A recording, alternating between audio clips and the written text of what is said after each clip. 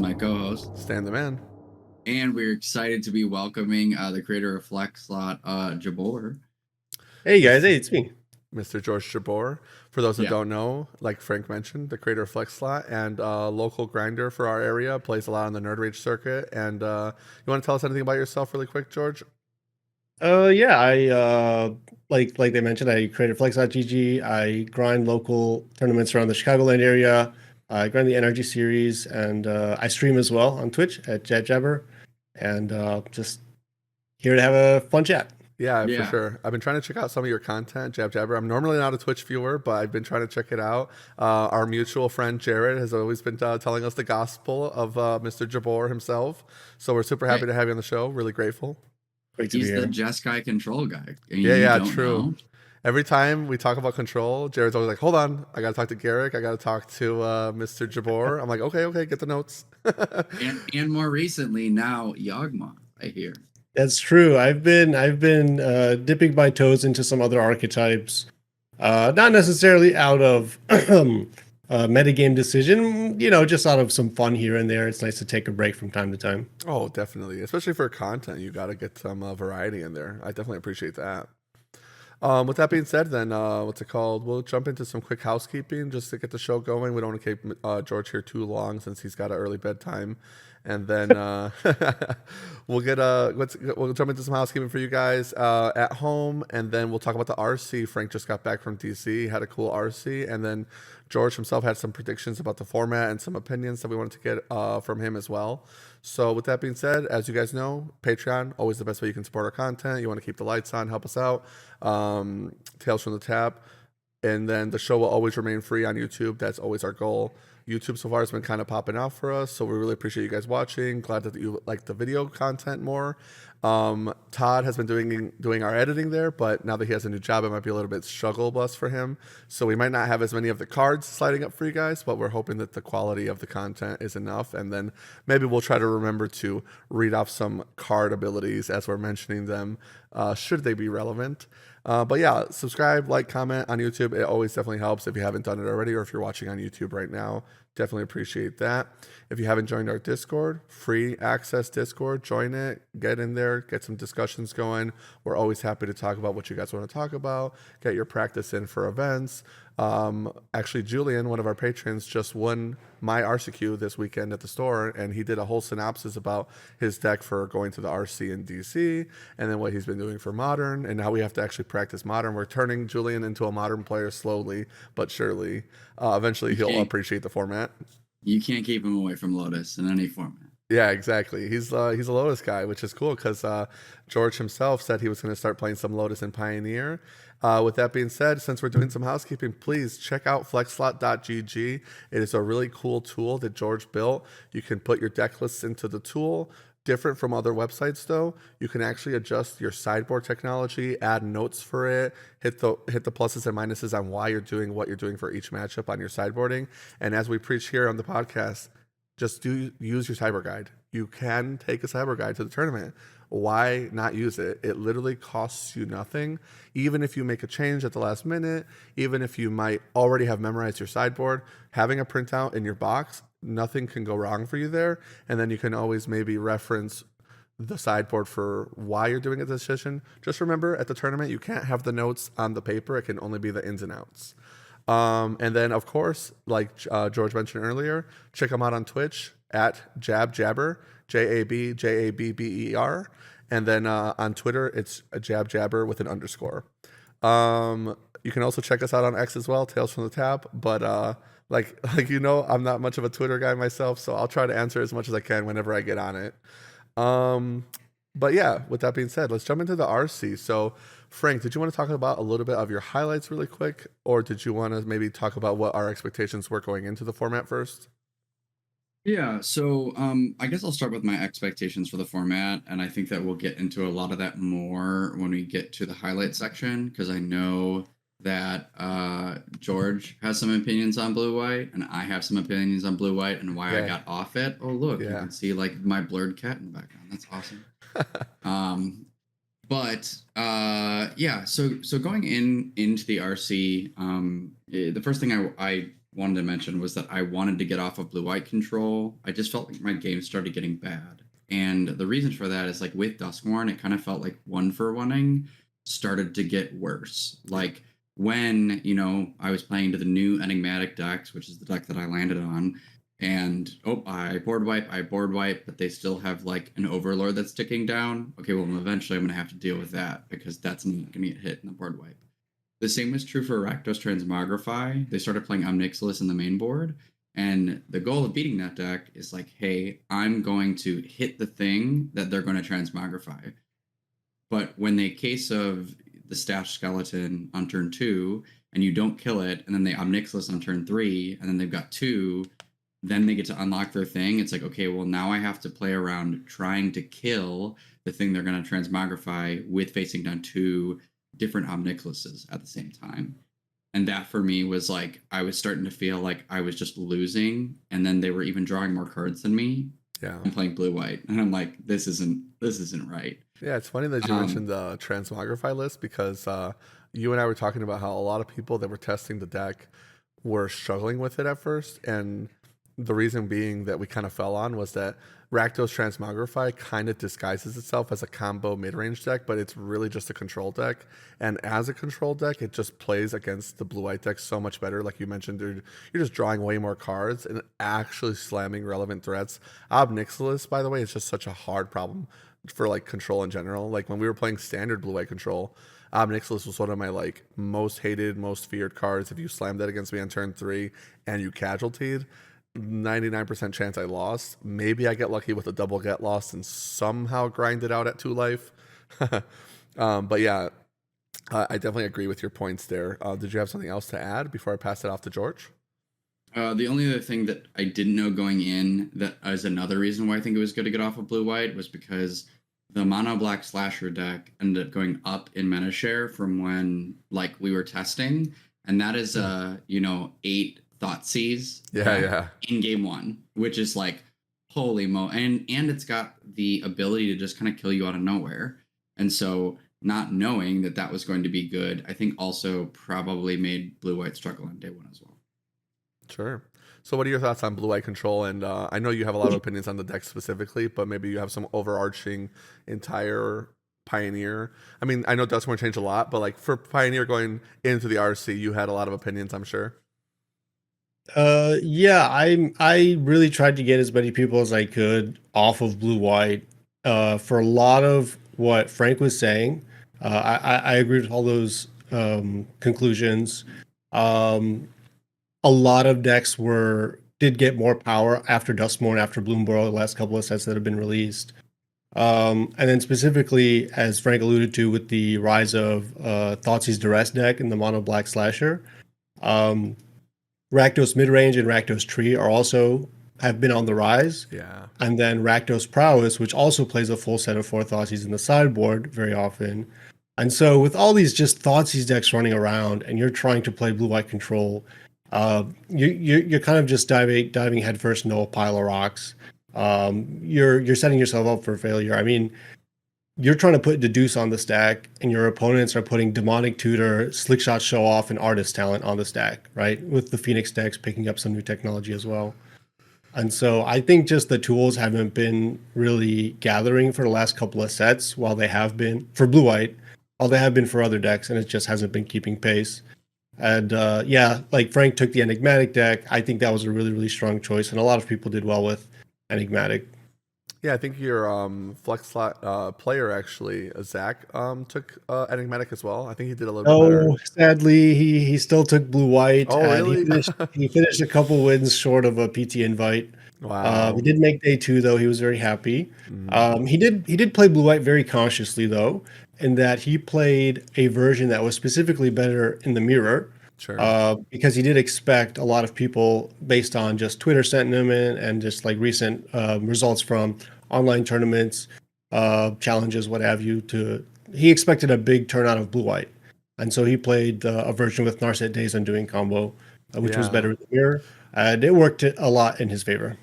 Yeah, actually, now that you mention it, I do remember you guys saying he played Narset Days Undoing, which is very proactive. And you and I talked on Tuesday at Pioneer here at the shop about how we valued the proactivity right now of the format. Yep. And so I actually really appreciate that sentiment because I actually think Blue Eye Control is a really good deck in Pioneer right now. And I share that sentiment with one of our patrons, Julian, where we were really practicing and Mhm. grinding for the RC. We're like, well, what decks are good?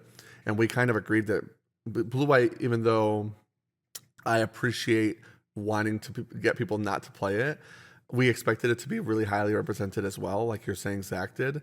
And I thought it was like one of the big three going into the weekend, along with Phoenix and sorry, what was the third one? I forgot. Now I'm forgetting, but there was a Oh, big three that we had in our like write up that we Sure. did, and then I'm talking with Tuesday. I kind of actually really appreciated what you were saying because sometimes when we're talking on Discord, people are like, "Oh, this person said this person said that," and then you try to read the tweets, and like you kind of get like a telephoned version of like what somebody was saying, and you don't really get the full synopsis. Which, Mhm. hey, if you haven't checked out George's content, you want to get the full synopsis on the control deck, check it out. But to your point, when we talked on Tuesday, I agree that Blue Eye is a tough deck to pick because going into the weekend, we already know about all these Dotsies decks, all these problem cards, and then your opponents are way more proactive than you with some of the strongest cards we've ever seen in Pioneer. I mean, these Pioneer decks would put modern decks in like 2016 to shame. Some of A them are lot of so them would, powerful, yeah. and that's just that power level, not including the fact that Duskmorn and I mean Bloomburrow did some power, but Duskmorn and Bloomburrow together, huge power increase for the format since something we haven't seen for Pioneers since maybe Throne of Eldraine levels. And with all that changing in the format, Blue Eye Control to me isn't, and you and I ended up agreeing on this. It's not one of the decks I would pick with such high variables going into the format. So many people are cooking up with new technologies. There's so many new decks to worry about.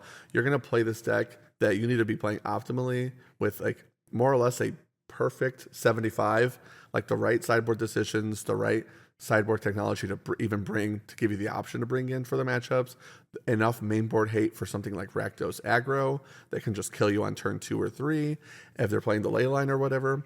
And if you're not going to respect the entire format, and then on top of that, you're going to forget about some decks that you might just miss because they slip through the cracks. Like imagine you prepped for Transmog, Rakdos, mid range, Mono Black Slasher, and then you're just like, oh, what's FOMO? FOMO with Marvin? Oh, Trio Perdition? Okay, well, they can one shot you from 20. I think Frank said during the event he'll give us his notes later.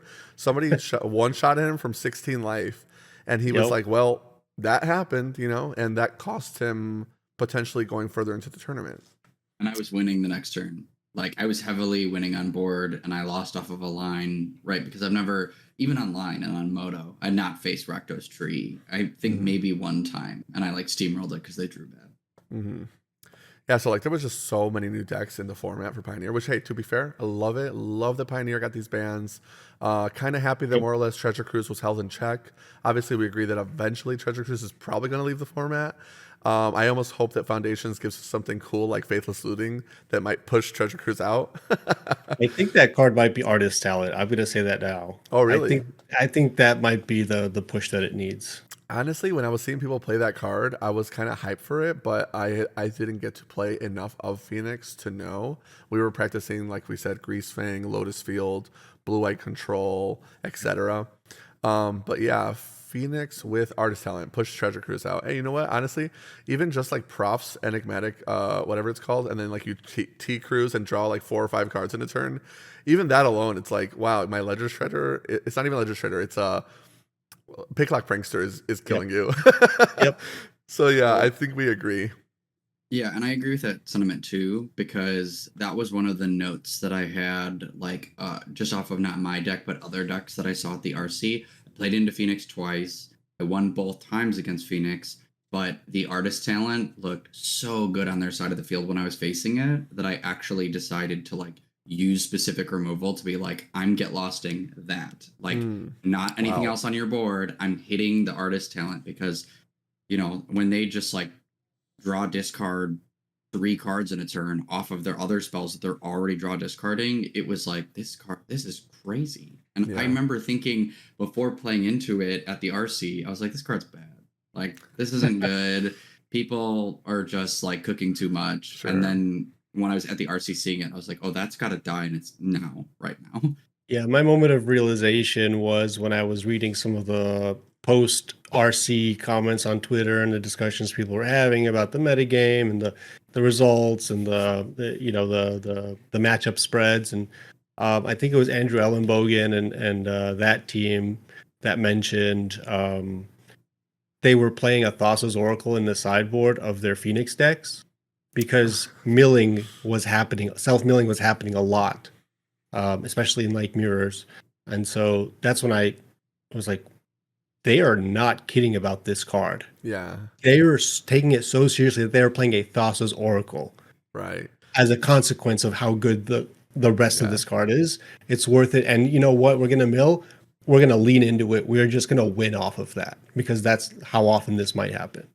That's crazy because like even before Artist Alliance came out, I mean multiple RCQs for Pioneer during that season. I watched a lot of people here mill out. Actually, now that you mention it, one of our friends actually milled out against Frank specifically before Artist Talent came out. Yeah. Because he like drew off of Treasure Cruise into Ledger Shredders and didn't account for the Ledger Shredder triggers when he was doing his deck math. And it's like that was before Artist Talent. Yeah, 100% agree. Yeah. That's crazy. I did not know they were playing Thassa's Oracle. That's such a cool shout out for that team. But yeah, like you said, I mean, if I'm bringing in Thassa's Oracle, that means I completely do not respect what you're doing. Like that is so crazy. And then, Amazing. yeah, the blue-white decks are kind of just saying, well, I hope I have a turn 2 on the play, no more lies, into a turn 3 Dovin's Veto, into a turn 4 Emperor, into a turn 5 Teferi, and then, yeah, I can win the game. I can beat you. And it's like, oh, you needed to stack your top 10 cards to have the perfects? Yeah, then you can win as a blue-white control player. But Yeah, it's crazy. other than that, you're kind of just sitting there crossing your fingers.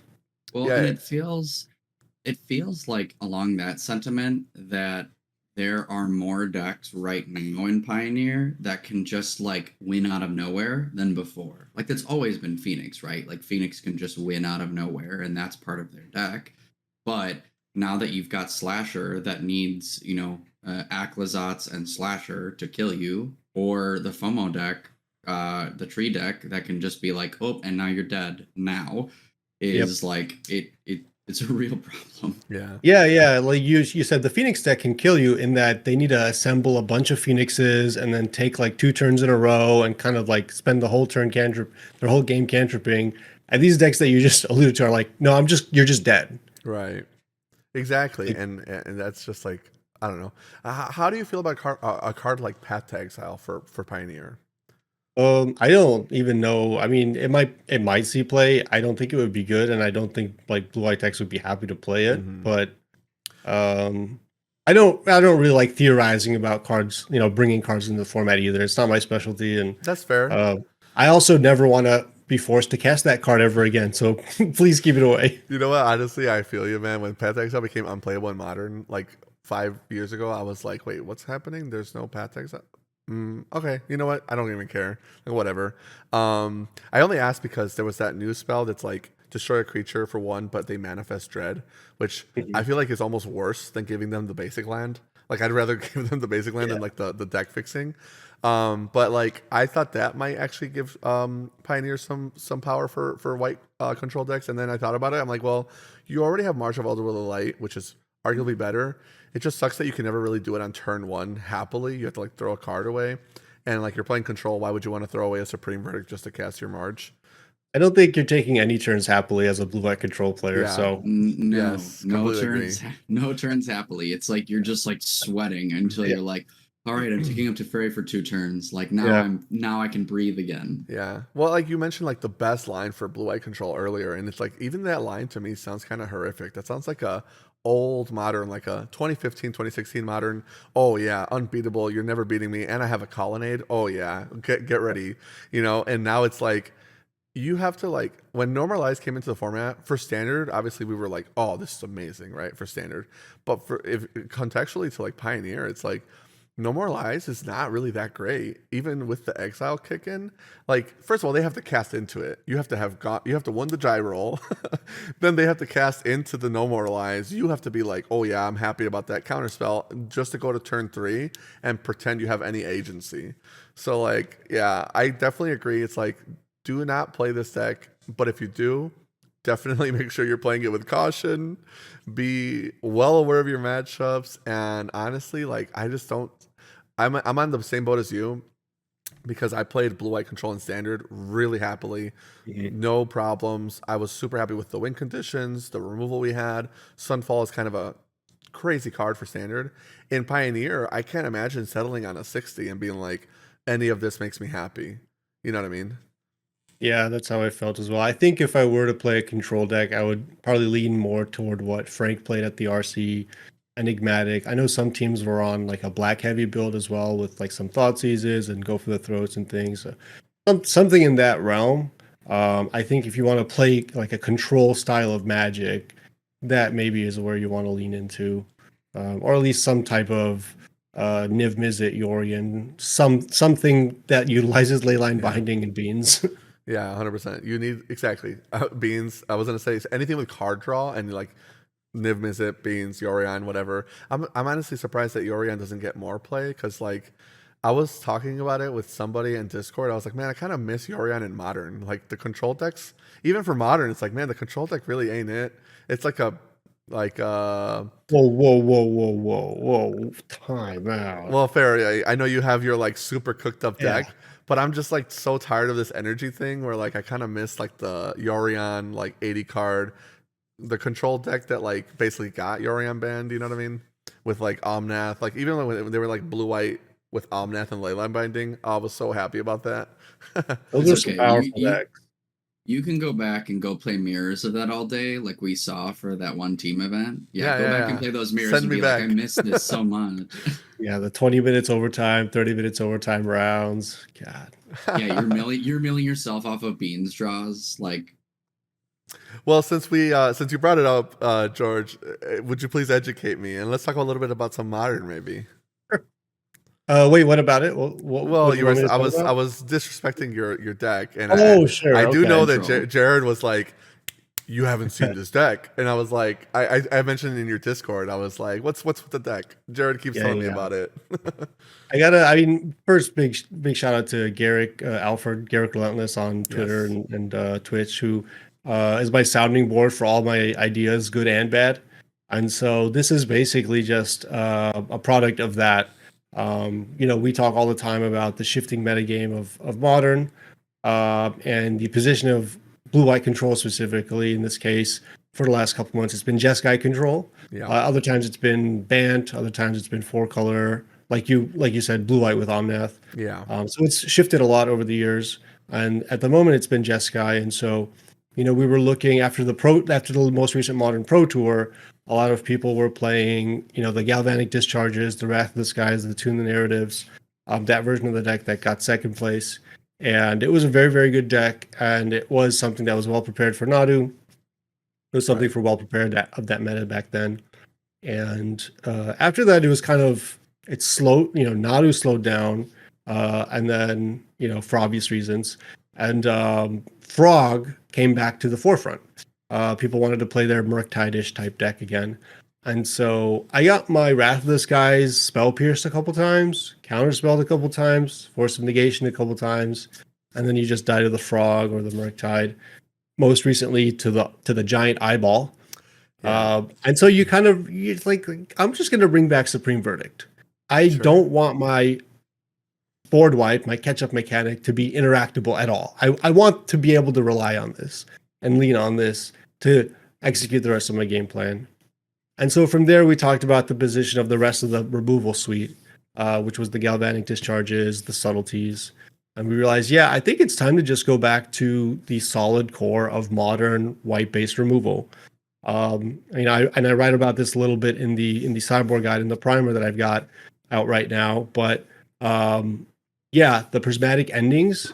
You talked about, oh wow, a couple years ago when Path to Exile stopped being playable, prismatic ending was was the nail in that coffin. I Right. mean, that card does everything that you want a white-based removal spell to do in Modern. And then after that, or concurrent to that, was Solitude, Force of Swords to Plowshares. You know, need I say any more about Right. that card? And then shortly after, Leyline Binding. And with those three, those 12 cards in your deck, there's really not much that can fight through your defenses, save, Amp Raptor into a Johnny, maybe. Like that could, put a dent in the arbor. Sure. But yeah, so, me and Garrick talked a lot about, like, do we really want to abandon Galvanic Discharge? Like, that card's been so good, and it's finally we have an instant speed removal instead of a prismatic ending. And Wrath of the Skies is like the number one hyped card right now. Like, how is this not going to be in our deck anymore? And we kind of gritted our teeth and like, no, we think this is the right decision. Played it through some leagues, had great results. Some RCQs, we and some friends have had some great results. He won the Modern Challenge last week, and the deck's been crushing. And a lot of other people have started to adopt the deck, win RCQs, 5-0 some leagues, and do well in some challenges with it.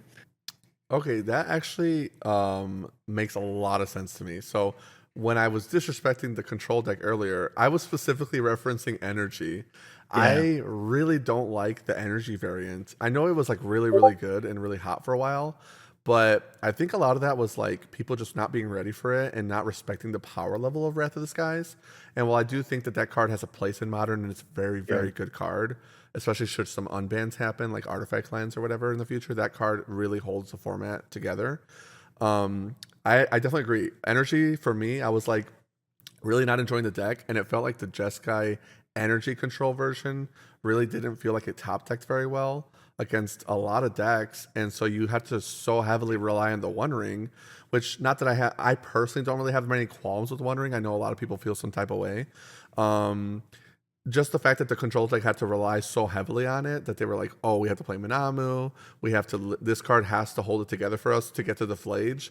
I'm like, is this the best it can do? Because I've, like the deck you're mentioning actually puts the fear of God in me, you know? And then like you support it with some counter magic, and even the Tron players are scared. You sideboard the Obsidian Charmals. It's like, okay, there we go. You know what I mean? Like there's this deck sounds a lot more reasonable to me. I did see Garrick win the challenge. I didn't look at the list though, so that actually Yep. makes a ton of sense. And mentioning Supreme Verdict, obviously uncounterable. Wow, yeah, definitely makes a lot of sense. And yeah, I'm glad you guys are playing Prismatic Ending again, because when Prismatic Ending left, like you mentioned, that card to me was like, well, this is everything you want the card to do, so why are you not playing it? I was like, well, I must not be understanding something, because obviously I'm not on your guys' level when it comes to control. I usually will stick to something like Tron or maybe something a little bit more aggressive. Like if I had to play right now, legitimately, like today, I'd probably sleeve up Boros Energy. You know what I mean? Yep. And if it wasn't that, it would be Tron, because I think Ugin's Labyrinth and Kha'Zix's Command are just insane. They are. But control is like obviously something you guys do, and I've always been like a fan of it. Like I've tried to play in the past. I used to be a Splinter Twin player, which is basically just a control deck, you know. And it's like I'm glad you guys are putting some respect on it finally. You know, some like this is what it could look like. This is why, yeah, we do put a lot of thought into our modern deck or our control decks, and just control as a concept for any given metagame of a format. And that's why, when I look at the Pioneer deck, and my conclusion is that I don't want to play this. Like, I have Yeah. given it a lot of thought. Some people Right. think, oh, it's a meme, or George is in his Right. aggro deck, or George is in his aggro era or Mhm. whatever. But it really is just I've looked at this deck, and it's a problem that I haven't solved. Versus in Yes. modern, like we have the tools, like, all right, let's add Tameo now, or let's add the white removal back, or let's Right. do this or go that direction, or just, yeah, we're gonna sideboard 8 cards, 10 cards for Tron. Like, we're making very intentional decisions in our deck building and our approach to metagames. And I just have not been able to come to that conclusion in Pioneer at all. Right. I think I completely agree too, because this modern deck you're describing can actually control literally a lot of what's happening in the format. And do you play Tameo in this new version? Yes. Okay, I was gonna Yes. say, because I know you guys were really high on Tameo and cannot say more good things about her. Actually, Frank and I earlier, I think a couple episodes ago on the podcast, when Tameo was still pretty new, nobody was playing her in Frog, if you remember. Nobody. I think And to this day. Well, I think I've finally seen some adaptations where I've seen some Frog players playing Tameo, but I agree with you, not enough in my opinion. When it was happening, I'm sure you're familiar with Patrick Chapin, right? Yes. Oh, So everybody is banned in Japan, but whatever. Um, I'm a big Chapin fan. Back in the day, I used to listen to Top Level Podcast. I used to really like hone in on that, and that's how I would like really start to like understand the formats, especially standard back then. And one of the quotes that I really liked from him was that when Jace Vryn's Prodigy was new in Origins, and that card was very powerful. It was everybody was playing it. It was like $100 card, yeah. and Chapin had a quote where he's like, he's like, I know that I'm wrong. I don't understand why this card is so good. I don't know why people are playing it. But he's like, I understand I'm wrong. And that's kind of like the sentiment I have when like you Mhm. and Garrick are like, this is why control is not good in Pioneer. I'm like, I'm gonna hedge and say I trust you guys because I don't know enough about it to really understand it.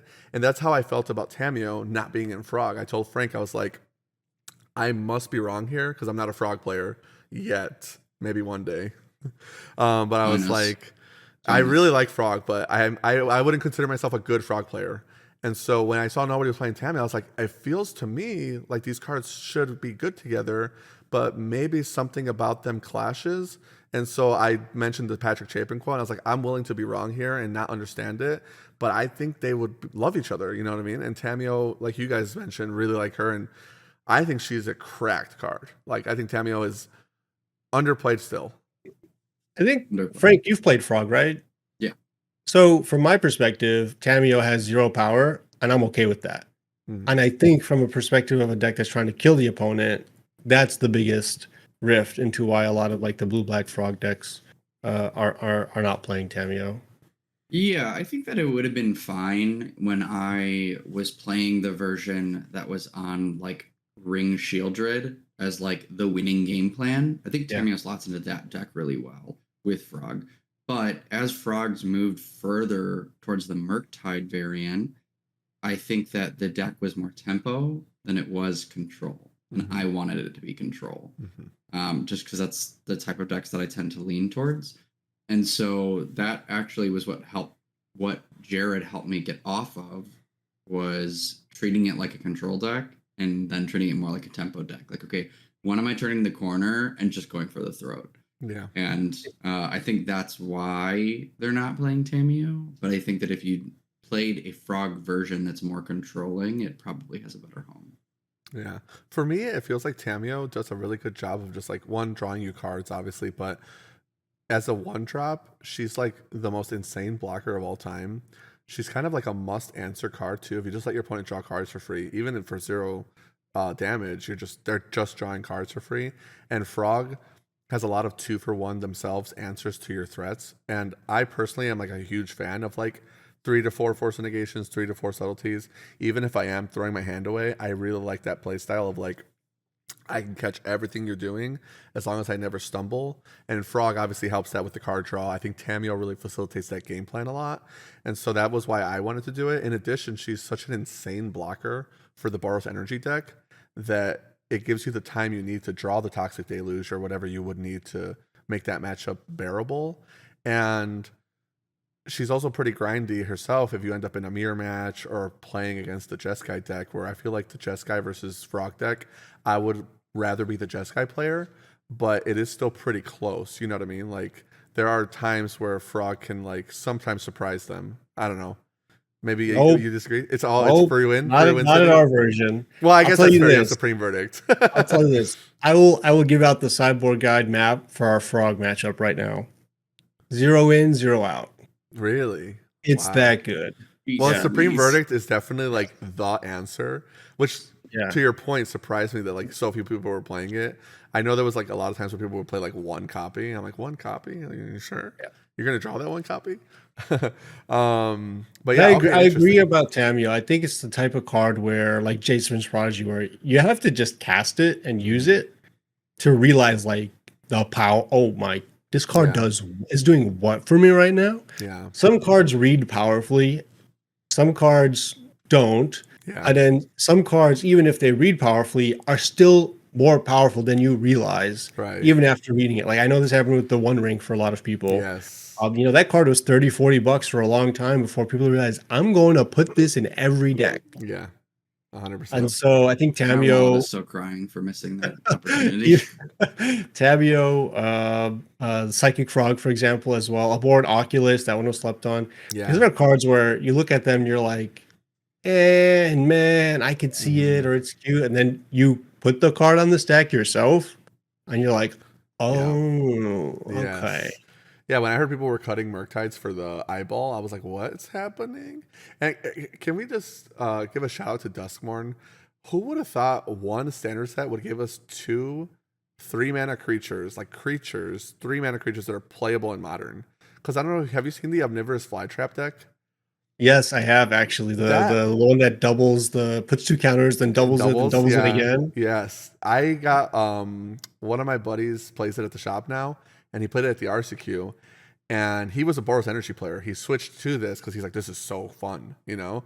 And he like one shot me. And I was like, what just happened? Also, it's a 4x Starfire deck. I'm like, what's going Yeah. on? What a cool card. What a cool format. I mean, like modern is really getting close. You know what I mean? It's funny that you say that too, because I haven't been like just coming back from the RC, and I'm starting to think about, okay, standard season's coming up soon. Like I haven't really thought a lot about modern, but I did see on Twitter, I think today, it said I'm gonna tell my kids that this was Splinter Twin, and it was Arena of Glory with the Omnivorous Flytrap. Yeah, yeah. And I was like, what is this? Well, that's the thing. It's not even just Arena of Glory. It also plays Detectives Phoenix, and you would appreciate that. Like Murder's a card off manner, shout outs. But like Right. the fact that you have 8 ways to give it haste if you really want to. The Phoenix is also, I believe, a bestow creature, so like that also feeds your delirium between enchantment creature, Mishra's Bauble. Tarfire gives instant and tribal, and then you're like, boom, six delirium or whatever they want to call it. I've been calling it Delirium 6, Super Delirium, whatever you want to call it. Yeah. What a cool mechanic, really interesting card design, and like not quite like broken, but really on the cusp of like this is what a good creature looks like. You know what I mean? High power, very high power. Mhm. I'm just gonna keep praying that Spike and all them, they just keep cooking, and it's Yeah. gonna make the value go up in my cards. Well, speaking of Spike, actually, have you seen this deck, George? It's Frog, but I think Spike played it once, and one of my friends played it here at our Modern. It's Frog, but you play Oval Chase Daredevil, and you play Asmo and Cookbook, and so you're pitching Daredevils to the Frog to make it huge, and just Okay. getting them back. And then it also plays this. There's like a legendary card from Assassin's Creed that kind of plays Yeah, similar. Bessim. Yes, exactly. Best Yeah, I've seen that one. and now you have Mox Amber, and all of a sudden you're playing fast mana in the frog deck, and I'm like, wait, this is actually kind of scary. He hit me for 10 Was with a this frog. Kyle Gunn, yeah. He's always cooking with Asmo. Yeah. I swear. It's He like loves there's a Asmo. different flavor of Asmo. He loves every frog single- too. Yeah. And so he like hit me he hit me with a frog for 10 damage in 2 different games. And I'm like, where's your Tainted Strike, bro? Like this deck is crazy. Like I know it's kind of like a meme deck, but like that kind of deck to me, I'm like, man, that's crazy. And also another shout out to Tamio. Tamio's just giving you artifacts for the same game plan. I don't know. I'm gonna continue to simp for Tamio and Frog being playable together, but I really just like these weird brews that are coming up in the format. Speaking of which, I think I could be wrong, but I get a lot of gossip from Jared, as you know. I'm hearing that you and your team think that in December, guaranteed, like 90%, One Ring's getting banned, and then no other changes, more or less. I think that's the consensus, but I wouldn't say I'm certain. Sure. But that's like what Yeah. you guys are expecting. Because I think that there's just an equal likelihood that they ban it, and an equal likelihood that they just reprint it into another holiday set. You know what I Well, mean? Like that's kinda like either where one I'm of those at. actually seems very possible. Yeah. So I'm not gonna stake my position one Sure. way or the other. I definitely respect that. I'm also kind of like hedging because when Jared told me you guys were thinking the Run Ring was going to get banned, I was like, well, these are players I respect that play at a high level. I think that their prediction isn't necessarily like wrong, we could actually see them ban One Ring. I could genuinely see WotC being like, you know what, we're tired of it. I could also see them being like, we're never gonna get tired of it, and I could actually see them reprinting it and banning it because they like plan the reprints kind of far Oh, in advance. double? You know what I mean? Maybe. I don't know. I was I don't expecting like it to to be delve in too much, but Foundation. I do know it's definitely bannable. It's like it's not an Mhm. okay card, and it Right. hasn't been. Yeah, It's definitely and something to watch list. well, and I agree with that, especially because I think the fact that it is colorless, that it's like we can just jam this everywhere. One rings for all Right. is like that's the part. And I think what really did it for me was that last RCQ I did over at Boars, and then I was watching like Boros energy players bring it in out of the board, and I was like, Well, now they mainboard okay. it. Yeah, I was like, okay, all right, Yeah. this is too much now. The Yeah. aggro decks are using it. I've got to go home Mm. and like ice my forehead. Yeah, I think Yeah. part of that though is the amped raptor. The fact that you can cheese it on turn 2 is so insane. And then they're like, well, by the time I take 7 damage or 10 damage off this ring, I've drawn 10 cards and I win, right? I personally am. I know it's gonna be kind of like a hot take, but I personally am on no ban on the One Ring just because I think it gives certain like mid range late game decks. Tron player doesn't want to ban the One Ring meme, right? But like I feel like certain So decks weird. become really, really unplayable without it. Even if a lot of decks like even Jeskai Control were playing it for a while, I would be a lot happier if they tested some unbans first. Like for example, I think I know a lot of people disagree with me, but I think the recent Grief ban was kind of sus, mostly because they were referencing decks that weren't getting played at all when they banned it. Just like Goryo's Vengeance, which I thought Goryo's was fine as a deck, but Grief aside, what's wrong with like Fury? I think Violent Outburst could reasonably come back right now. Like I at the time, Rhinos was abusing the fact that you could force a negation, protect your Violent Outburst. But like, I just don't really see the threat now. I mean, Boros Energy is so cracked. But at the very least, something like Fury would be nice. Maybe Euro. I mean, look at Flage. He's just chilling. And if they're not going to ban Flage, can you give the control players or the mid range players back Euro? Like, let them fight each other with that. I don't know. I know that's like a kind of a hot take, but I feel like there's a lot of cards on Modern Ban List, and I kind of wanted to do like a video on it. They're just like, they've been here for so long. Back in the day, I was like a bring back Stoneforge and Jace kind of guy, and people were like, "You're a lunatic, you're insane." And then they did nothing for the format. Like Jace did actually nothing. Stoneforge was playable for like a day. Bloodbraid Elf was playable for like a day.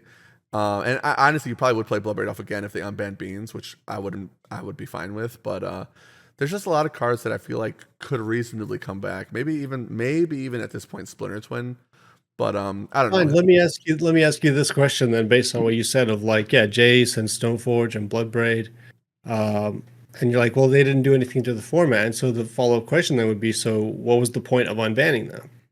And I think that's where a lot of people stand is like, well, okay, so either this card's going to come back and terrorize the format again, like Golgari Grave Troll. Yeah. Or it's going to come back and not do anything because it doesn't stand up to 2025, Magic, the Gathering card standards. So then what's the point of unbanning it? And I think the risk reward there, it just the payoff isn't there for a lot of the actual unbans. I definitely like agree. you said for Uro, I don't think Uro would be an okay card to have. As much as I would love it, and I would play the heck out of it. A lot of the cards I think just either they're okay to. There's a couple like in my mind that would be okay to ban. There's a lot that either would be not okay or just I don't care enough to unban them. Like they're at the Stoneforge, Jace, Bloodbraid Elf level of like Bitter Blossom. Even probably the best unban that's ever happened was Preordain, I guess, just because it's so innocuous of a card. Sure. So you wouldn't want to see like Ponder come back? I'd rather just play Legacy. That's fair. Okay. That's a Legacy power level card, and I can just go play Legacy or Pauper if I want to play Ponder. But I respect the take. I definitely agree with you on the part of like the risk reward thing. I think I just wish that they were more willing to take risks. Personally, I guess I just like don't. They can't be. They're a company with billions of dollars, right? Like they can't just take. It's not just a game anymore. Right. That's like the part I agree with, where the risk reward is not worth it. I just like for me, I think it would be just so fun. And so like to answer your question, to me the best ban list has like the fewest cards banned on it, you know? So like if a card doesn't need to be banned, I would personally rather let people play it, even if it is like a tier 2 deck. Cause like look at like Affinity right now. It's like pretty jank, you know. Like if you gave them back their artifact lands, Wrath of the Skies is in the format. Like they're really never gonna do anything. I think you could like honestly, well like the problem is that not only Affinity would play it, but like if Mox Opal came back, like Affinity is still probably unplayable, which is like I don't pretty know. sad. See, your takes are pretty wild.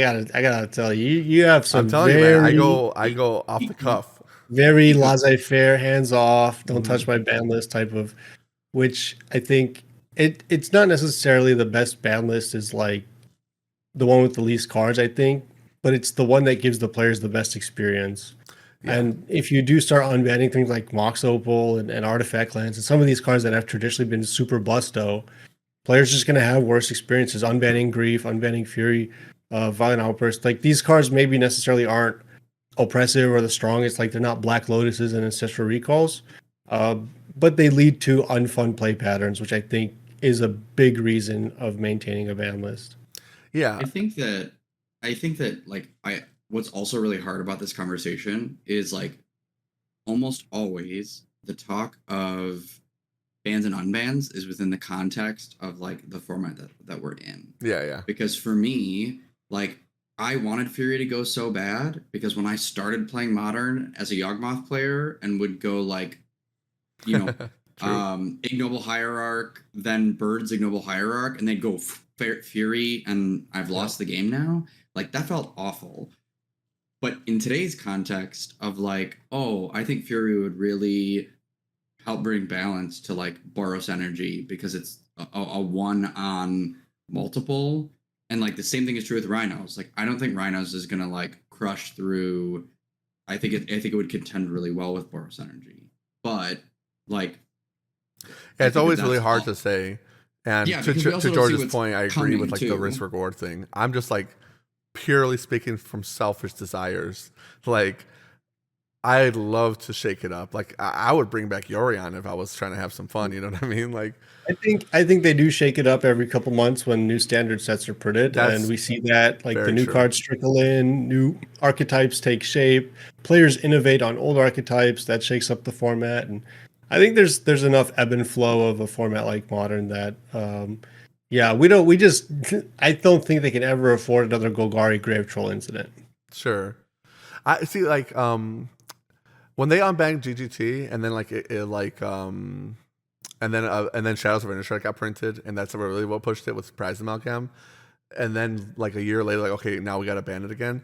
I personally saw that as a success. I know a lot of people hated it, but I was like, cool. They were like, this card's not good enough. Then cards came out that really pushed it back out, and then they rebanned it. I thought that showed like a willingness to like address a card. Personally speaking, you know what I mean? I was like, oh, I thought that was really cool.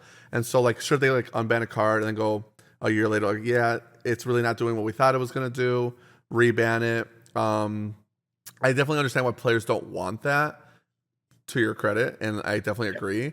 The risk reward is probably almost never worth it. I'm just like pure selfish desires.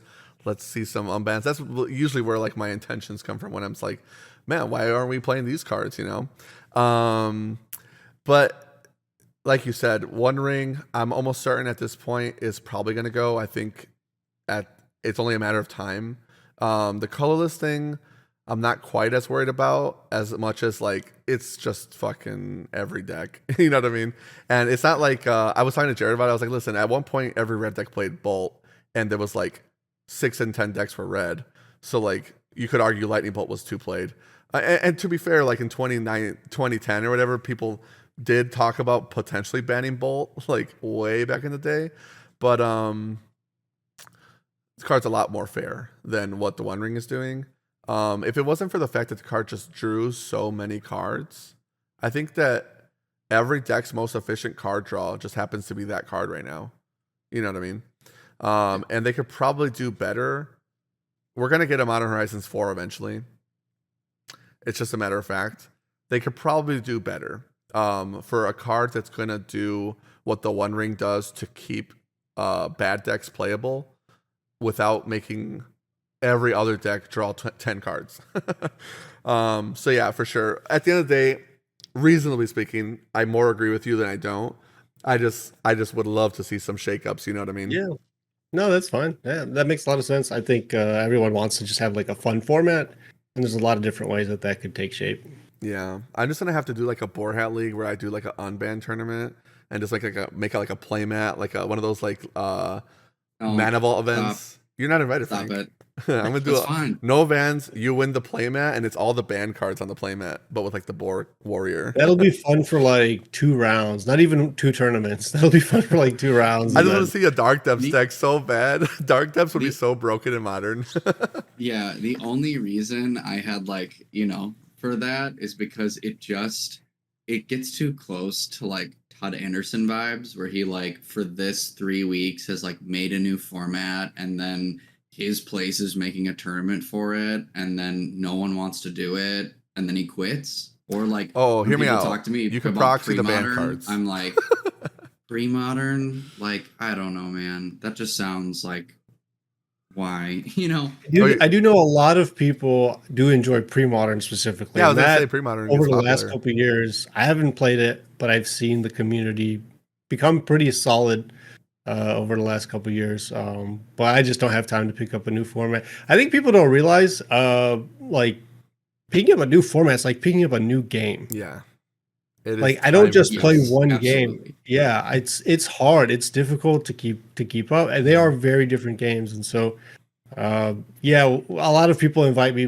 for example, to play pre-modern or Yeah. dual commander, and I'm like, I don't have time to learn a new game right now. Actually, I really wish. It sounds fun, but No, for yeah, sure. I mean, hopefully your stream pops off and you can actually be like the next expiring spike that's just giving us all these like cooked up control decks constantly. But no, like you said, when people are like practicing for like a Pioneer RC, we put off standard for a while. We're like, okay, standard back burner, 2 weeks, 3 weeks. We got to really focus on Pioneer. It's completely true. People are like, oh, did you see the new standard deck? I've been playing Pioneer, which, like you said, it might as well just be a different game. um, with that being said, I think we've been talking for about an hour. Frank, did you want to touch on some of your recap at all before I ask him about Flex Slot? Sure. Um, so I wanted to do talking about the RC a little bit different than like I normally have for an RCQ. Like normally when I do RCQ breakdowns, I go, okay, this was my matchups, and I talk through each match. This was, I played 9 rounds the first day, played 3 rounds the second day, and it would just be exhausting and no fun for me to like walk you through each Yeah. matchup of that many matchups. So I just picked like 3 highlights and then like wrote down all the matchups that I had. I think the most exciting piece for me was that day one, I only had 2 repeats of the whole day. So I really just had, like, I had a guy, my mono green opponent that I lost to, he's like, I played against blue white control 5 times today. Yeah, I did not. I got to see something new almost the whole day, which I thought was really sweet. Good. Get rid of them. Yeah, for the reference, so everyone knows if you didn't see, this was like the larger metagame breakdown for the RC. Blue White controls at 14%, which was 244 players of the 1817. 10% more than should have registered it. Yeah, correct. Yeah, speaking to that just for a second, it was going 20 minutes overtime, 30 minutes overtime every single round. And it was one of the early rounds where I saw them playing the like 9 lives, Flitch Falcon, like give you 9 lives, then farewell, like kill you blue white versus normal blue white. And I was like, this is the peak of Magic right here. Like watching these two decks at time, like of course they are. But anyway, yeah. So then Rakdos aggro's at 13.3%. That was the Phoenix one. was Big three. yeah. Practice aggro. 11.2 for Phoenix, 7.1 for Enigmatic, 6.4 for Transmog, 6.3 for Sacrifice. Grease Fang was 3.4, Mono Black Midrange or Slasher was 3.1, 2.9 for Mono Green, 2.1 for Boros Control, which was the token like Caretaker's deck. Yeah. I'm surprised where people were even registering that. When I was playing Blue White going into that deck, I was like, oh yeah, because that deck is not good into blue eye control. Like, I'm so Right. sorry. It's very bad. Then Lotus Field at 2.6, and then a bunch of other decks. The only one I'll mention is Rakdos Cauldron was at 1.4. Had one of the most like highest win percentages. The other one was Selesnya Company, which is at 1.1. That also had a really high win rate. Really refreshing to see like actual Coco decks come back too, honestly. I've been playing that deck. I've been playing that deck now. I love that deck. That deck was my like Bant Coco was the first deck that I like finaled an RCQ in, and it was the first thing I brought to RCQs when I started doing RCQs again. I really enjoy that list. It just, the same when you whiff off of Narset, George, is how you feel when you whiff off of Coco. You're like, well, He plays Yawgmoth now, so he knows about missing oh, on like what you're trying to draw. I need a yeah, quarter calling right now. Oh, seventh land, sweet. yeah, sweet, good gaming. Yeah, so that was the breakdown. My matchups were my first matchup was the Mirror, and I won. Then I lost to Slasher, won against Phoenix, won against Red Black Aggro, won against Jen Sack, lost to Red Black Tree, won against Sack, lost to Mono Green, and then to get 6-3, I was at 5-3. To get 6-3, I won against Red Black Aggro again. So Jen Sack, Red Black Aggro, those were my two that I had two of that day. Then day 2, I faced Phoenix, lost to Aggro, and lost to Jen Sack. And at 7-5, I decided to drop, mainly because I didn't think that I could make top 128, or I think top 128 was pricing, and I was like, I really don't want to jam and bank on myself winning out to get $120. Like, not worth it for me.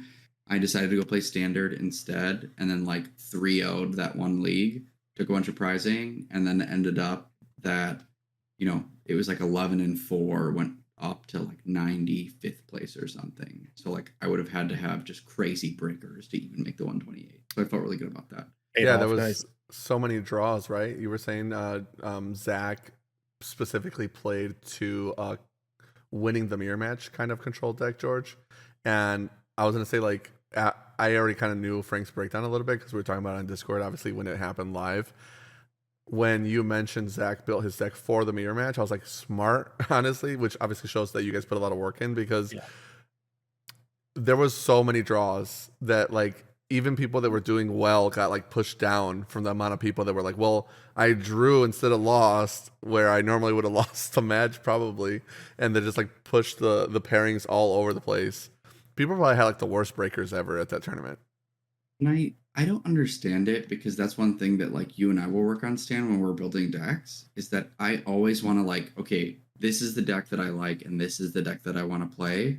Okay, how do I include mirror breaking matchups, mirror breaking cards into the main deck? I don't know how people not do just that. mirror breaking, but I don't know if this works for you guys, George, but I'm curious how you guys handle it in standard, specifically when Murders came out. Blue Eye Control just became a really good deck. And so I took it to MagicCon. I took it to a lot of events after that, played the whole RCQ season, and had a great time. And it's honestly hard for me to get out to tournaments. So I just committed to just never having a day off that season, because I really enjoyed standard, really loved the Blue Eye Control deck. Frank was playing Esper at the time with the Raffine, the really, really strong deck. But No More Lies in standard, Temporary Lockdown, Sunfall, that all just felt so good.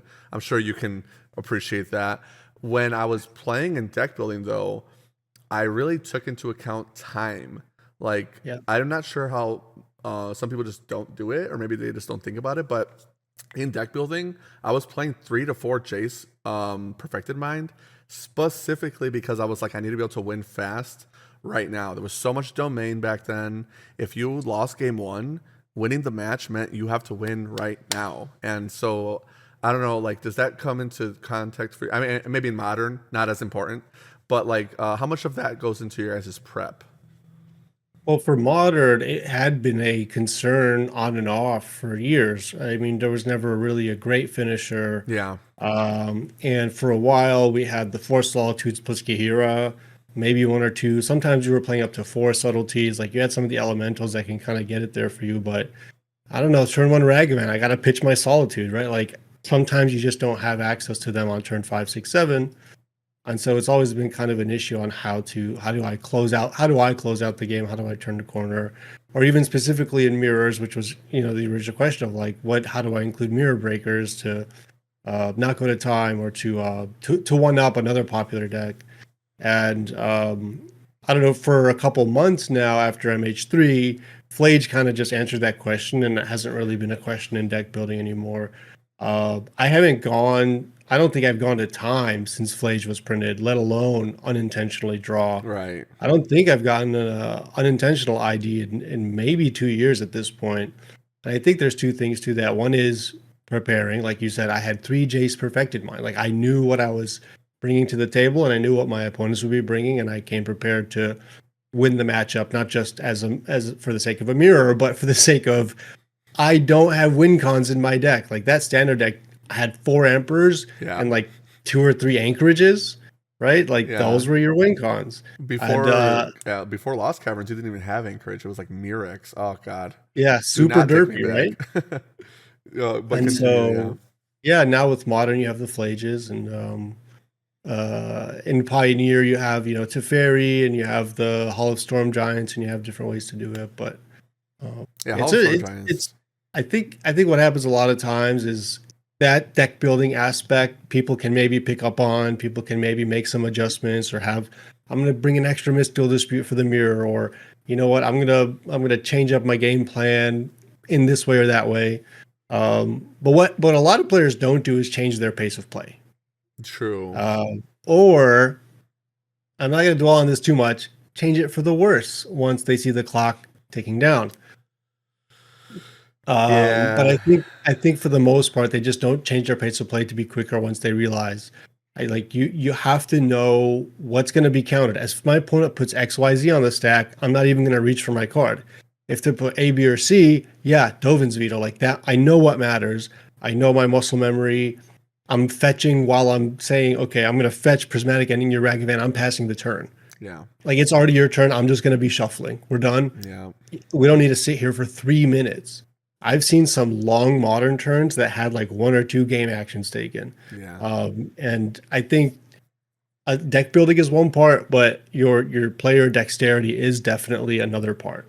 100%. Well, it's funny you mentioned that, because that's something that like Stan actually worked on with me before going to this tournament. Was when I was playing Nib to Light, right? Sometimes I'm thinking of like, what cards do I need to hit off of Niv to keep my mana open for? And that deck, compared to like Enigmatic, was way more like, I think, mana intensive. Mhm. And there were just too many times where like I'm thinking too much about how I'm tapping my land. And so like I jokingly say this, but I was bullied enough into being like, okay, I'm just gonna untap like an animal and just try and trust myself a little bit faster on like how I tap and untap my mana. And I Yep. did not go to time once Very impressive. There you go. at the RC. Yeah, and that's I very was impressive. like, all right, like we're starting to. I didn't see it before and thought it was annoying before, but now I've like learned the truth and am really starting to like move into gear. No, it's true. It's a huge improvement, honestly. The fact that Frank didn't get any draws, like he said, we definitely worked with him. Like me, Jared, and a couple of friends were like, listen, this is how you play fast. And it really kind of hammered it home. I mean, for the last team event when we went to was it Madison or Milwaukee? Madison. Yes. Yeah. So round 1, it actually came up for me. I'm playing against Nadu, so it's like really slow. And it was the Breach version, so even slower. And all 3 games I got Stone Brain because it's Tron. And so game 1, just lost, even with the Stone Brain. Games 2 and 3, I got there, but in game 3, there's like 6 minutes on the clock when I'm finally turning the corner. As soon as I turn the corner, I'm like, the gear turns. I'm literally untapping, attacking, whatever. I don't care. I might not even cast some spells. As long as I still am maintaining the agency and the board state, go. And like you said, honestly, unfortunately, there are some players that might take advantage of that. I tell my friends all the time, I'm like, listen, you have to respect yourself enough to put the pressure on your opponent. You need to be like, that spell resolves. What's happening? What are you doing? Is it my turn? And you just have to ask, like you're saying, like, I don't muscle memory think about cards that are irrelevant. I tell people enunciate everything. listen, your opponent puts a spell on the stack, you're like, that spell resolves. It's not like good. It's not, yeah, it's resolves. Next, hold on. I have prior, like, you got to really just, and then if you start playing fast, even if your opponent is kind of dickish, I feel like they always kind of feel the fire too and are like, oh, pressured into almost Sure. like matching your pace because they kind of have to. And at To the some same extent, time, yeah. at the same time, if somebody's pressuring you and you feel uncomfortable, I'm like, respect yourself enough to be like, hold on, I actually have a decision here. You know, if you need to take your time, take it. That's what it's for. But at the same time, you got 4 minutes on the clock. Are we winning or are we drawing?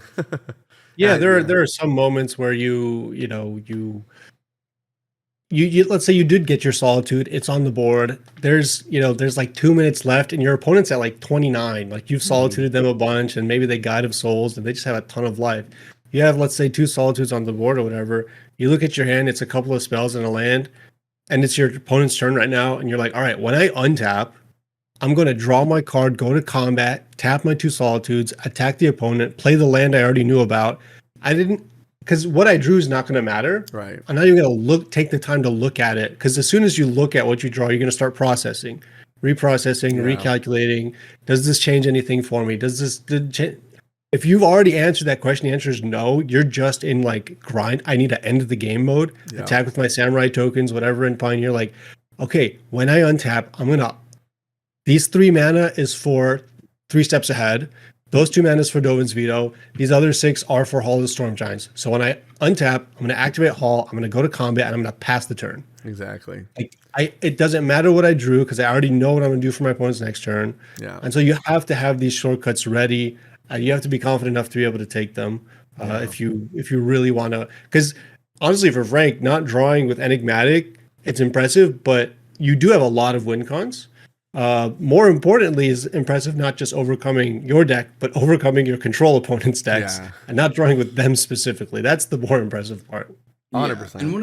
and one of the things that really helped that was I feel like Overlord of the Boiler Bilges is the new Flage, like the Pioneer Flage. I mean, yeah, specifically.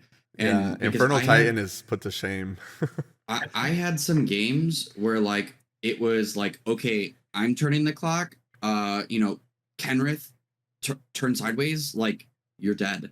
Machine gun And build. Yep. yeah, and I had that a couple times against aggro, and people just weren't ready for it. Like people were just not ready for it at all. Yeah. With that being said, I think we talked enough about the formats. I really wanted to get into some flex slot, which is why we had you on the show, George.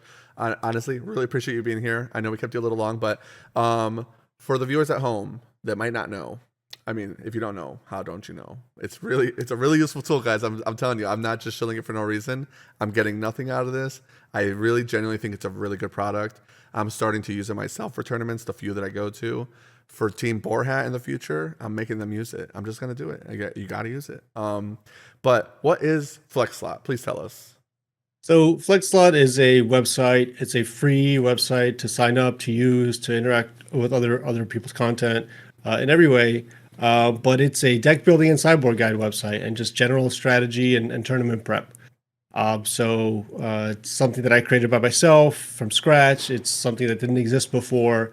And it's something that, with all the deck building sites, the great deck building sites that already exist, I did find one thing lacking myself as someone who goes to tournaments, as someone who wants to prepare, as someone who wants to, like some of the discussion we've had today, maybe shows a little bit about some of the forward thinking that you have to do when you get to a tournament.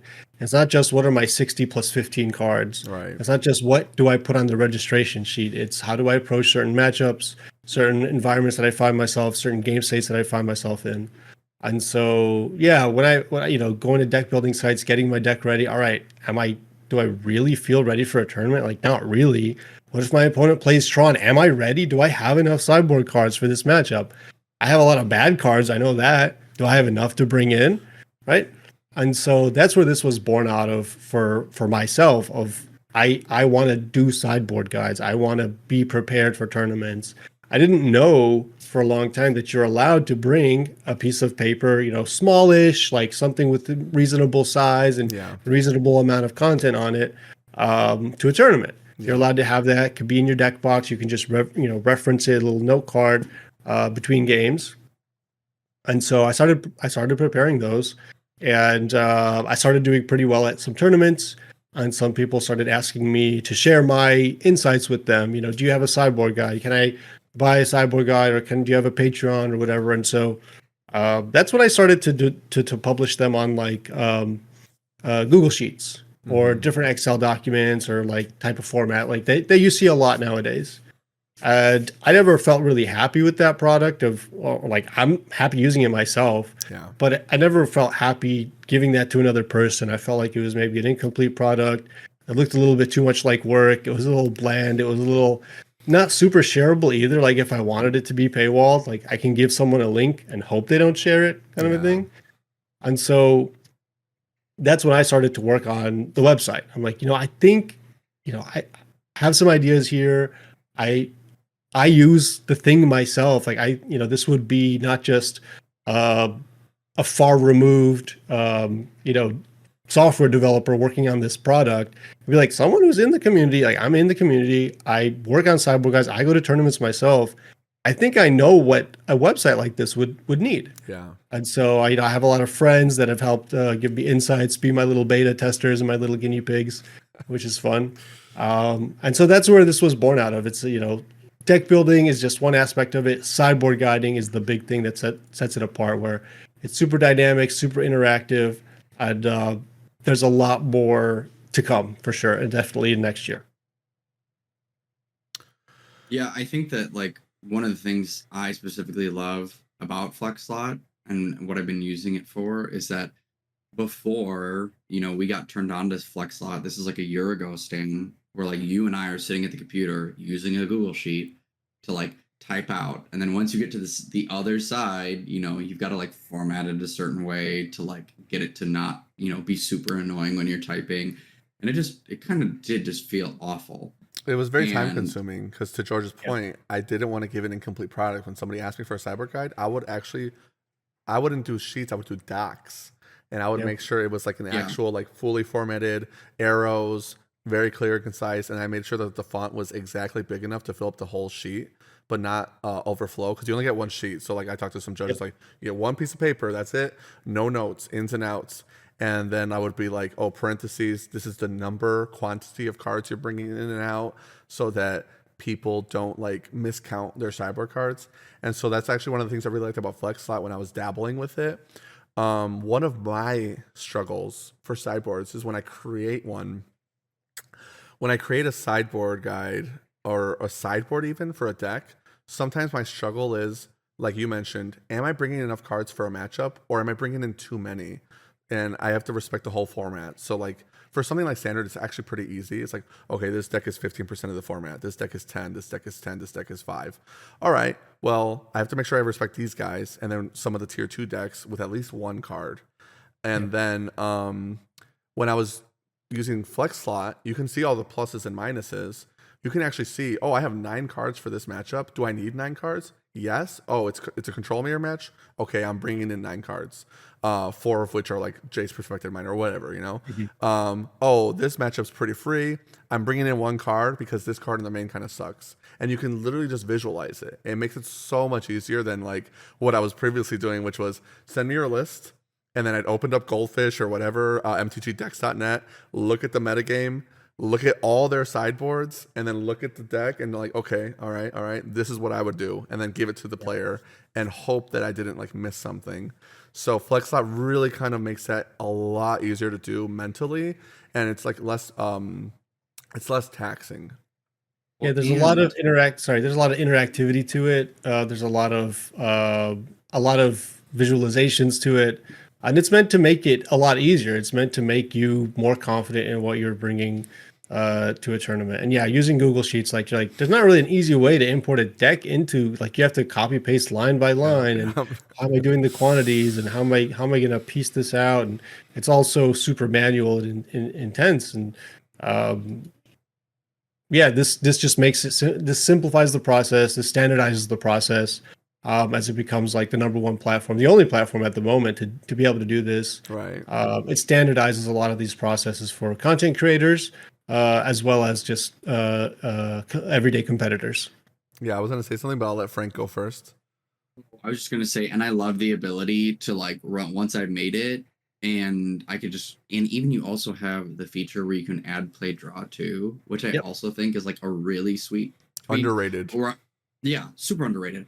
But then I can just go, all right, export this to like a page that how I want it printed. Cool. Now I like, you don't have to have the Google Docs in addition to this. It's like it's Yeah. really is the all-in-one package. Yeah, you Yeah, were there's a lot touching. of different exports. There's like the Excel is a full export. Here's all your numbers. They're now in an Excel sheet.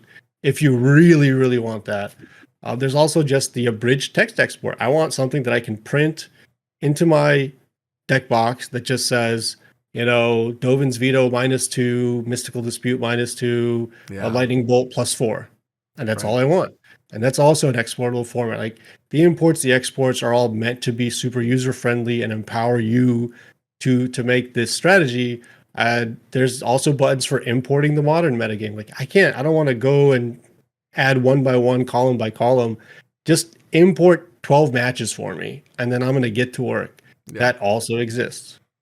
Yeah, it's actually really convenient to just be like, give me the top 12 decks. I'm not finding them anymore. Let's get to work. And like to both your points, because that's kind of what I wanted to touch on. I really love the features of being able to lock it behind a Patreon wall for the content creators. I think that's actually awesome. That's like an S tier like feature to me. Where it's like we want to be able to share our decks, but for those that are content creators and are doing actual like legit work and prep, contribute to them. Like they are putting in a lot of work for you guys. I love seeing people going like, oh, I checked out this guy's list, or I went to this guy because he's like an authority on the deck. You and Garrick specifically with control, authorities on control. Why is somebody willing to pay for the Patreon? Well, you're going to get access to this specific deck list that's already formatted for you perfectly. Once you pay for the Patreon, you're click, download deck, you're done. And when I run my RCQs, I literally tell the people that already use FlexLot, like Jack and whatnot, they're like, they just DM me, link, print out my cyborg guide, print out my deck list. I'm ready for the tournament. It's that simple. And you always get to like keep that in your profile forever. Where like my docs gone, you know what I mean? Like I don't know where Google put them. I might even have deleted them. Who knows where they go? But at least you have like a portfolio of your like Magic history that you can use and always like reference back to. Like, well, what were we doing in Standard 6 months ago? I haven't paid attention to that format in a while. It's right there, ready to go. Well, Yeah, and there's oh god. Sorry, I was going to say, in addition to the Patreon paywalling, so let's say someone's a patron of Tales from the Tap, and you guys release a sideboard guide or a deck list that you're like, here's what we're going to take to our next tournament. If they're your patrons and they've linked their account to their FlexLot account, you don't have to pay additional for this. They don't have to pay additional for this. It's just a It's just feature that fun. exists on the website that's free to use, and only your patrons then will be able to access your content completely. A similar, just as free integration exists with Twitch subscriptions. So XJ Cloud, a streamer and a legacy creator, although now also stepping a little bit into Dual Commander, requested, hey, like I don't want to have a Patreon. I don't want to do another thing. I already have Twitch. I stream. I have Twitch subs. Can you just integrate it with them? And this is the type of thing where I, pride myself on being part of the community and listening and have an ear to the ground of what the people want in a website like this. And I was able to make that work. And so now you can also paywall things behind Twitch subscriptions and saying, hey, I don't have a Patreon, but I do have Twitch. So go sub there, link your account to FlexSlot, and you'll be able to access all my content. And then the third integration is just Stripe. If you don't have a Patreon, you don't want to deal with all their fees, and you don't really stream that much, but you go to competitions, you have a lot of good insight, you do really well, and people have been asking you for content, you can just sell guys using our Stripe integration as well. And so, not as free, there is just a 10% fee that helps us to cover our costs. It's as minimal as it can be while still empowering the creators. And so, there's a lot of ways for you to engage with your community if you're a creator. And what you said was actually exactly where I was going, because I consume, content, and I just noticed that one of the I'm a patron of TAC9. And so Claudio and Harry 13 have started using FlexLot, and like literally today, I already play like the deck I'm currently playing in Standard is the mono white Caretakers like control list. And today pops up FlexLot, mono white control sideboard guide. And I was like, well, that's really nice and convenient. And I already have FlexLot. So and it's connected to my personal Patreon. So like Yeah, it's been sweet, not just for us as creators to start using, but for me as like someone who consumes content, and now my creators that I like are doing it too. And so that's been like awesome because like we know you to be like, wait, these creators that I know are like using FlexLot now? Yeah, Like, yeah. yes, man. No, it's awesome. Yeah, it's Actually, every been time I see awesome. somebody use FlexLot, I'm always like, yes, that's so cool, bro. It's been really humbling to see how well the community's been receiving it over the last. I think it's been about a year that it's been live and open to the public. So Oh, it's really? I thought it was yeah, it's older. been no, it's Wow. super recent. It's super new, and it's been really awesome to see the reception from the community and the ongoing feedback and the ongoing dialogue that I have with a lot of people. And yeah, seeing a lot of people that I also look up to as like if I take off my content creator hat and I'll take off my hat. Yeah, You know, yeah. I take off my hat. I'm just George Jabor. I'm not Jab Jabber for a second. And yeah, I love Claudio's decks and I love XJ Cloud's decks. And so they're using like my webs. Like it's very humbling and Yeah, really exciting. for sure. I can definitely appreciate the sentiment there. That's really cool. I did have a couple other questions, but like I said, we're keeping you kind of long, so I'll speed it up a bit. Um, will FlexLot ever support non-MTG games? Absolutely, yes. I think it's not a matter of how or if, it's just when. I think For sure. probably Q1 2025 Oh, is wow. probably when that'll be. That's I don't really know how. fast, actually. Yeah, I don't. A lot of the infrastructure is built out, and it's not too crazy to port over a lot of the features to other games. Some games maybe don't even have sideboards, True. but uh, I'm working with with another friend on rewriting some of the stuff in the back end and rewriting some of the UI, and hopefully after we get a lot of the bigger projects out of the way, we can then shift some of our focus to adding games like Lorcana or Digimon or some of the other really popular One Piece, really local games that I Yeah. see a lot of people enjoying. I'll be knocking on your door for Star Wars. Okay, I'm perfect. absolutely Yes. like I need my sideboard guide for that. As long as there's like a Scryfall equivalent, big shout out to Scryfall who powers, I'm pretty sure, every Magic website. As long as there's some Scryfall equivalent or analog to these other games, I think we'll be okay. We'll be able to bring them all in. For sure. Also, I'm assuming with like Pokemon, you might be working with like Limitless and stuff like that. I guess that makes Okay, yeah, sense. maybe. Yeah, if you've got resources, send them my way. For sure. Yeah. If you ever, like I said, you ever have questions, DMs are open, man. I got you. I'm always happy to help wherever I can. I'm no programmer. I actually dropped out of programming school to do game store owner things. You're Really, smart. really smart Oh. decision. But anyways, what's it called? So I guess you kind of more or less answered it. I was gonna ask how it came about, but you literally just, I need this product for myself. Oh, people kind of want it, but I don't want to sell them my jank. I want to sell them something beautiful. And here we are. That's actually really cool, man. I love it. I love to hear it. And only 1 year, man. That's great.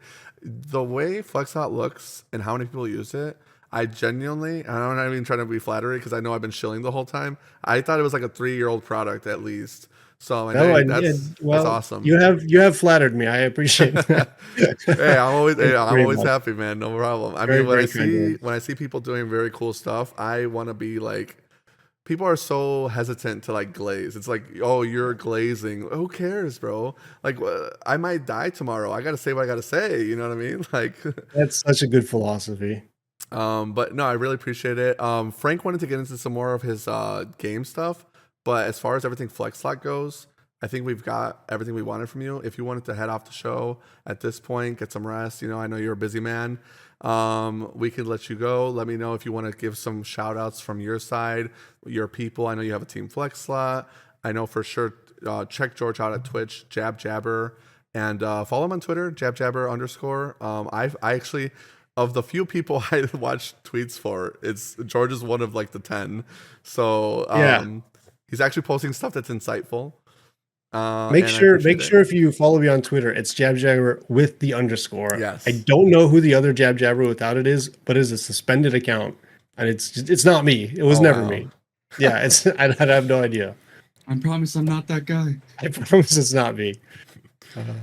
Fair enough. Any shout outs that you wanted to give us then before you head off the show, or do you want to stick around while Frank talks about his matches?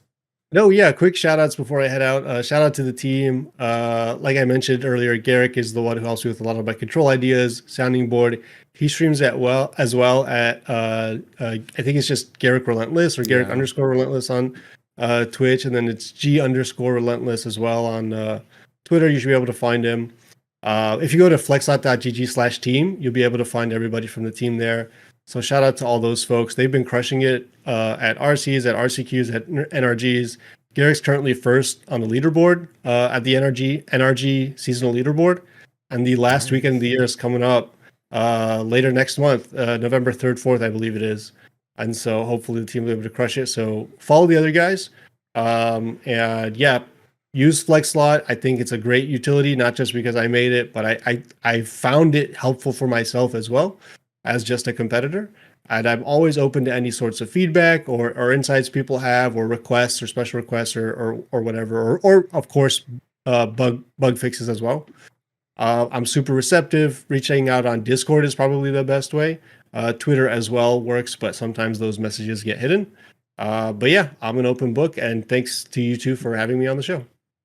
Really Always appreciate happy having to. you. See you, folks. Have a good one. All right. With that being said, we got to talk about some of your matchups that you wanted to get into, Frank. So why don't we just do that and wrap up the show? Yeah, so I just had the 3 that I like highlighted. I know that we talked about like all the matchups that I faced, but I had 3 specific matches that I was like, wow, these were heavy hitters. These ones were exciting. So the first one I had was my round 4 matchup against Red Black Aggro. This one truly scared me, and I'm actually even like proud of myself for beating it 2 of the 3 times that I faced it, because I wouldn't say that this is like an amazing matchup. It's probably like 50-50 at best. I was going to say the same thing when you beat it to day 2. I was like, that's the deck you beat? Okay. yeah. It like the cards were just with me, man. And I have some other insight onto that I'll kind of get to at the end. But so the first few things. So game 1, he just drew like a lot of creatures and had like a ton of creatures. I had removal and blocked an attack with Fable token, but then didn't draw an untapped land when I discarded with Fable into an enigmatic. And so like I'm like with a Leyline Binding on board was like, all right, I'm gonna stabilize. I just need this untapped land. And he even pointed out to me like after game 1 or after the match was done, like maybe I didn't have the enigmatic in hand at the time. So like we thought, okay, maybe I should have like tried to hedge to like get it and like held my Fable back to like swing in, get the treasure to like guarantee an untapped source. But ended up dying by not having untapped land on 4. Yeah. That's unfortunate, 2, honestly. Yeah, it was, because I like knew I would have gotten there, but that also felt really scary to me to be like, all right, game 1, he started on the play and I'm down. So like I have to then win 2 and 3. I'm gonna have to win a game with him on the play. Yeah, when I'm playing against aggro decks, I'm always like, please let me steal game 1, please. I just want to go Right. into game 3 on the play. Right. Yeah, exactly. So game 2, I just kept the craziest hand. It was High Noon, 2 Chain to the Rocks, 2 lands, a Beans, and a Get Lost. Oh, so you even had the draw. Like, you even had the draw. Yeah. So, and he went turn 1, play land, pass, and I was like, slam my Beans and like wait for you to play stuff so I can like make sure that I guarantee myself 3rd land drop. Right. Game 3, he ended up like he got a creature out early. I had a removal for it, and then he stumbled on land drops. So like he wasn't able to like do double spelling things, and it was just like Hauntwoods, Enigmatic, get Titan of Industry. I eventually got an Atrax on the board, and he's like, I'll scoop to the Atraxa, man. And that was one of the things that I didn't get to talk about that I wanted to, was one of the plays that like I like was in between most of the day was, what do I grab for my 7? Do I grab Atraxa or do I grab Titan of Industry? And I found that more often than not, I grabbed Titan of Industry, and it was the right call. Because of fling effects, they could just be like pump, fling, and not have to swing in. So gaining the 5 life immediately was like more important than like me trying to get another attack to swing in with Atraxa. Right. And that was one of my notes that I like took away, was that most of the day, like having Titan first was better. And then the next turn, enigmaticing for like a glass mimic to make a copy of Titan was also like, I never used Glass Pool Mimic in any of my like 82 games that I played online. And at the RC, Glass Pool Mimic mattered multiple times for me copying something. And That's I was like, awesome. oh, the power of Glass Pool Mimic. I didn't know, but I just like trusted that decks were playing. No, for Every deck was sure. playing it. You love to see Uh, like the tech where you're like, oh man, I haven't felt it, but it's in there for something. yeah. Um, Round 6 was probably my most exciting match. It was the one that was heartbreaking. It was the one that you mentioned with Red Black Tree. Yeah. So game 1 I got crushed because Marvin, the murderous mimic. Yep. People crap on this card. I think the card is actually insane, and if I you're don't not playing it in understand the why. deck, I think you're dumb. We were talking to Marty about it at Pioneer, George's buddy on Team Flex Slot, and he's like, it's the best card in the deck. Who's asking to cut it? It's literally insane. Yeah, and so the power of this card is that like if you play Mimic while you have a Fable that's like on 2, the next turn when it flips, you have an untapped Fable with like an unsummoning sick Fable with murder, like Marvin. So you can just be like, cool, if you don't do anything, end of turn, I make a million copies. Like because you have a Marvin, it's basically like having 2 Fables and one of them's online faster. It's so good. Right. You don't have to worry about the fact that it doesn't have haste. Its interaction with Tree of Perdition is pretty obvious. It's just Well, so and good. Voldaren Thrill Seeker, you can use it to like sack itself. Right. That's crazy. So my game 1, exactly that's what happened. I had to use 3 removal spells to like not have Marvin copying Fables. So I ended up just getting like crushed that way because I had to use 3 removals and then they just had other stuff to kill me. Game 2 I got there, I had removal and then just like landed in Atraxa, and then it was like, okay, you can't like outvalue me now. I've got removal in hand. I've got like life linking attacking next turn for a lot. Game 3 was the one that broke my heart. He was stuck on 2 lands for a long time. He got me with a tree down to 4 life. I binding the Cauldra, shocked in my next turn, played a Beza, gained some life. He had 2 FOMOs. I get lost one of them. He like put in a Voldaren Thrill Seeker and he tried to target a FOMO. I like killed it in response. So we're going back and forth. I landed a Hauntwood, like hard cast, which then the next turn got me a Titan. I swing him for 6, and I'm at 16. The important part is that I didn't attack with a Beza. I decided to hold it back because in my mind I could flicker it with Yorion and like get extra value off of like maybe gaining some life or getting some stuff. But I go to 16 after I play the Yorion. I flicker everything, get an extra everything token, get another 5 life to go to 16 and like make another Rhino pack. He untaps with Feed the Swarm and hits my binding, goes to 3 life, taps Agatha's with a tree in the bin onto his Voldaren Thrill Seeker that had 2 counters on it to go to 3, and then flings it, kills me. And so if I would have attacked with the Beza, it would have put him out of like being able to feed the swarm because he wouldn't have had the life to pay. Yeah. Like because he went down to 3, swinging with Beza mattered, and it would have put him to being like, I can't feed the swarm, this I'll die. Right. And so that was a line that I just didn't see. I didn't have enough matchup knowledge. I didn't think about Feed the Swarm.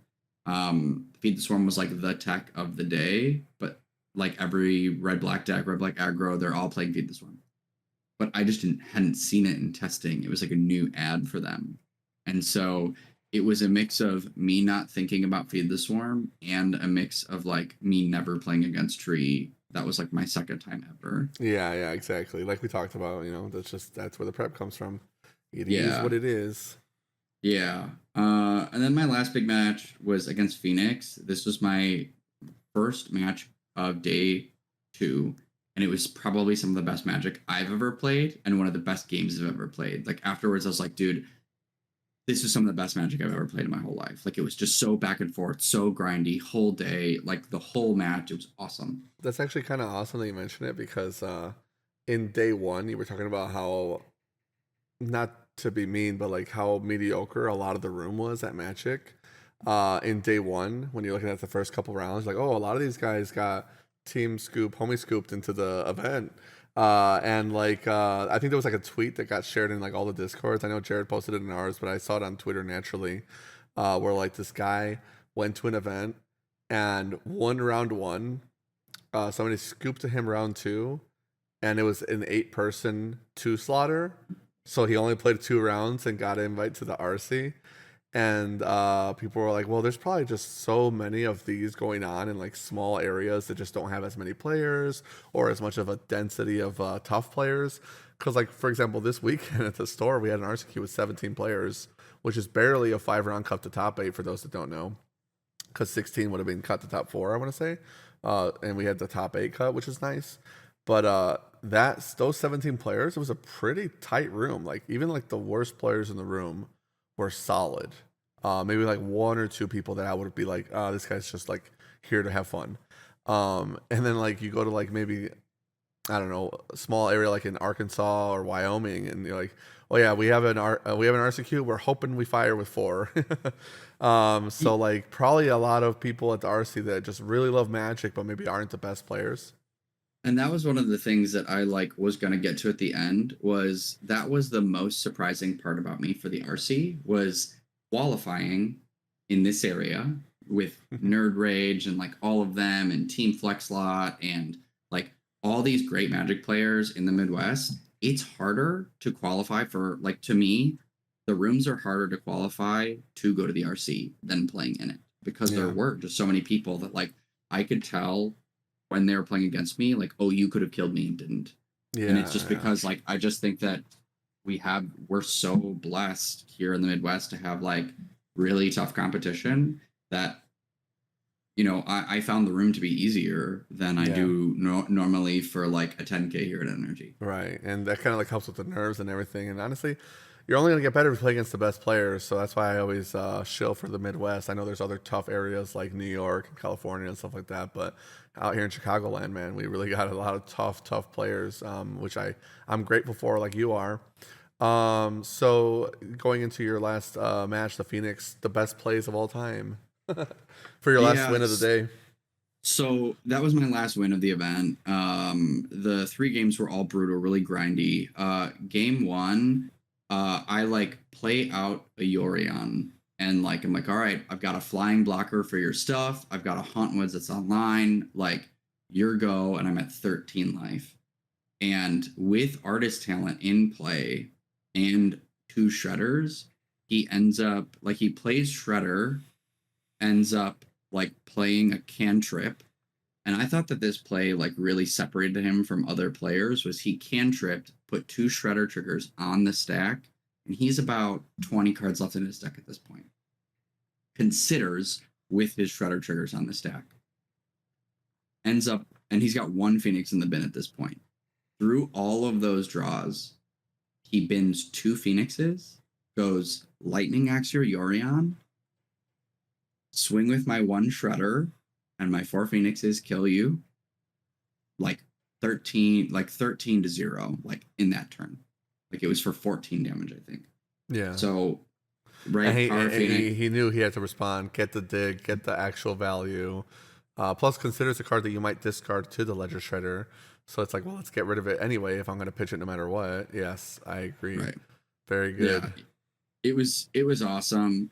Game 2, he just like, I was able to like play dudes, and his draws, like he drew a ton of cards, but it didn't line up with him getting Phoenixes in the bin or like him having creatures out, because I would be able to remove them. So like his draws just weren't syncing super well. But he drew like, again, like half of his deck. So I was just able to get there on that.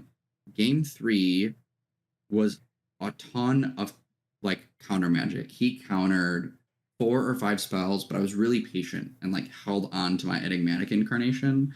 And so he countered 2 fables, a removal spell, and 1 other spell.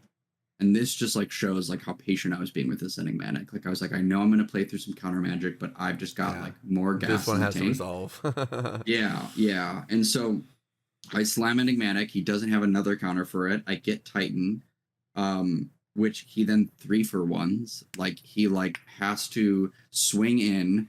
I block, kill something, he then lightning axes discards something else to like get my Titan off the board. Um, and then he's still staring down like a Boiler Bilges and a Yorion. And so he draws really aggressively, but my board at this point is just so massive. Um, and with two beans in play, it just like kept me going because even though he could like remove stuff that I had on board, like or counter it, it didn't matter because I was still getting draws off of beans to just like keep me fueling. And Boiler Bilges and Yorion ended up getting there. Nice. And so it just felt like I tried really hard to stay patient against the counter magic, and like right as you do with the toolbox deck, like you just get bigger. Yeah, and like to your point, like when you play it against enough good players, you can like almost like sense the aura. You're like, oh, this guy knows what he's doing. I need to elevate myself if I'm gonna win this. I need to be playing top notch, and so like it helps you loosen it up. You know, get ready to just like if you play a tournament and you think you didn't misplay, you didn't see the misplay. You know what I mean? Like Yeah. you're gonna play some matches not as well as you could, or not as well as your best magic, inevitably.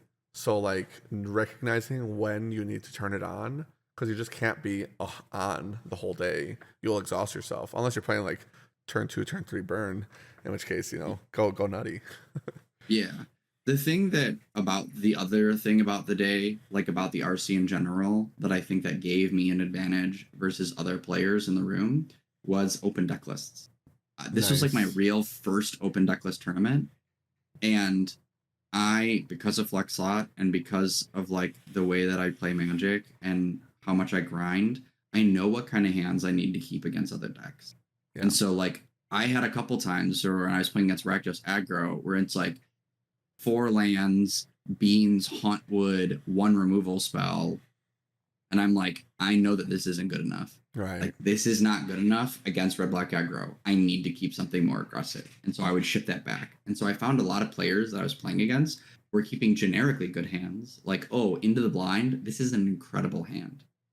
But I know that I know what I'm playing into, and I know what I need to like really, really get me ahead in this game. And I think that helped a lot with my matches is, okay, I know what your deck is. I know what I need to put in, and I'm going to mulligan to have a fighting chance into every single matchup that I'm going to play. And sometimes when you go down to a 5, you're like, okay, well, this one has to be good enough. I can't like keep something ideal, but at least I'm not going to keep average hands into every deck.